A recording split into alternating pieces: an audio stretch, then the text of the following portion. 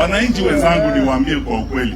Pili, sisi kama viongozi wa upinzani, vile ndugu yangu Mheshimiwa Munya amesema, sisi tuko pamoja na tunataka kushirikiana sisi wote pamoja, kwa sababu hakuna vile tutaweza kuendelea mbele katika nchi yetu bila kuwa na umoja na bila kukaa pamoja. Ama namna gani wananchi?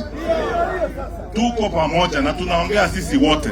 Kwa hivyo nikiwa hapa mimi leo nataka kuwaletea salamu za wale wenzangu wengine tuko nao katika upinzani. Mheshimiwa Rigathi Gachagua amewasalimia. Mheshimiwa Kalonzo Musyoka amewasalimia. Mheshimiwa Martha Karua amewasalimia sana. Mheshimiwa Eugene Wamalwa amewasalimia, hata tumeongea na yeye saa hii nikikuja hapa. Kwa hivyo sisi wote tuko pamoja, tutazungumza, tutakubaliana, kwa sababu nyinyi wananchi mmetueleza mnataka tukae pamoja ili nchi yetu iendeshwe tukiwa pamoja. Tumekubaliana hayo.